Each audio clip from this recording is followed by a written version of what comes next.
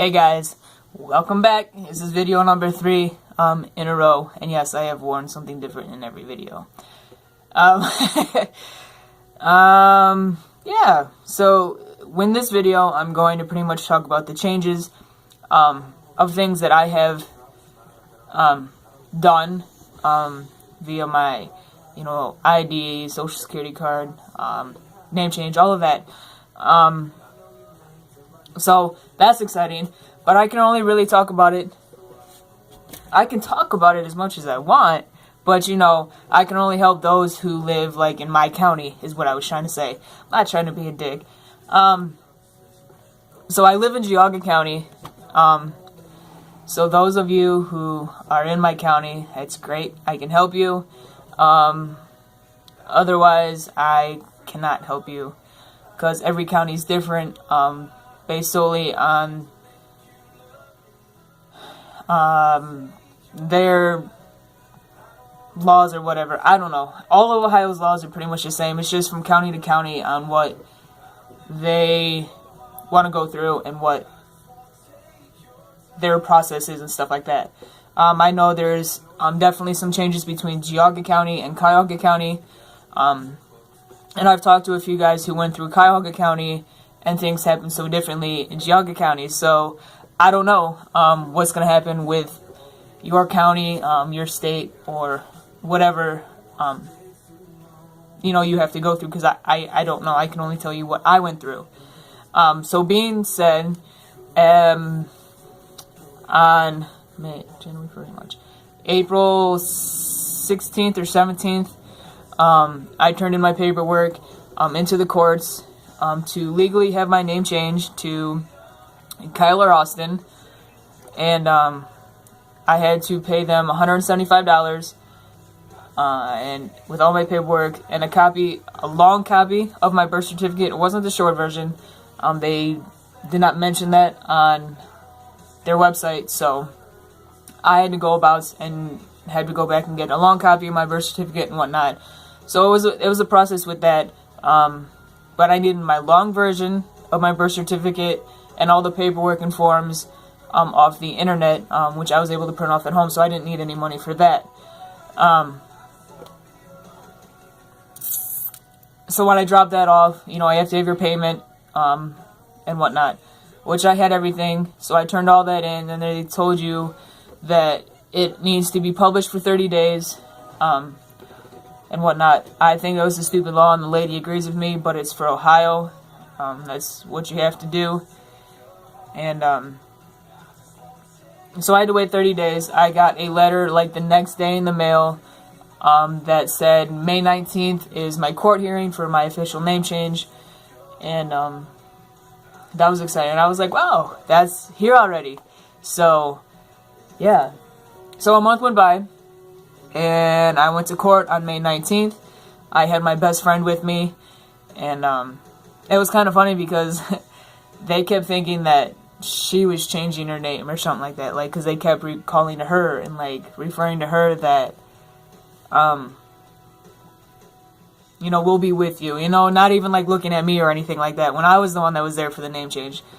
So that was exciting. I guess they didn't look at me as feminine or something. I don't know, which is perfectly fine with me.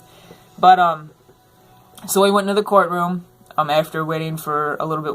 I think I went back 12 minutes after my scheduled time for my court date, which was fine. I don't mind it. So I went in there, and the judge pretty much read all of his stuff that he has to read, and it was 5-6 minutes in the courtroom that he needed to pretty much say that you are now officially and legally Kyler Austin. Please step at the window to collect all your forms that you need to change birth certificate, social security, ID, whatever. So it was done, quick and over with, painless, and I absolutely loved it. It was the best day of my life, minus, starting hormones and meeting my girlfriend. But in my transition life, it was the best day of my life. So, yay. So that day I had off of work, so I was able to go about, and I went and I needed new tags and a new ID anyways this year. So I had to pay for that, which was like $65. But like I said, I needed new tags and I needed a new license anyways this year, so I tried to get everything done it this year so I didn't have to go back and repay for a new ID. So I got my new ID, which was exciting. I drove out to my Social Security office.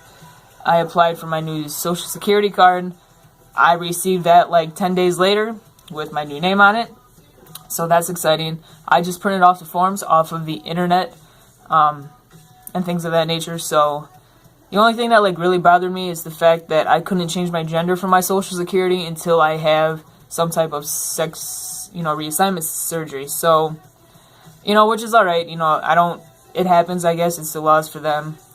My insurance on my vehicle is switched over, my bank accounts are switched over, my birth certificate, my name on my birth certificate is changed, and that took a little bit of time, I think, because it had to go through Columbus and then come back or something. But I only have had to pay for my tags for my vehicle, my new ID, and I changed my name on my title for my vehicle.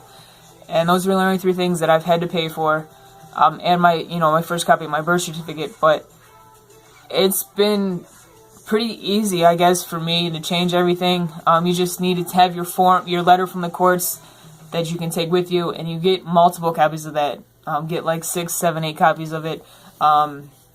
Just because you don't know who's going to keep a copy and who's going to make a copy and stuff like that. But it's for your records. So if you're big on record keeping, you got to keep that stuff to check and, whatever. So when you go to change everything, make sure you have that paper and you have the funds in your account. But like I said, for me, it was nothing. It was less than $100 to switch everything over for me. But again, that's Geauga County, so I don't know how that's going to work out. But everything's changed. I'm officially Kyler Austin, so yay! So that's a big day for me. But this video is getting a little bit long, so I'm going to cut this out and stick with me in a few minutes, and I will talk about the rest of my topics that I wanted to touch base on. So I'll see you guys in a few minutes. Love you guys.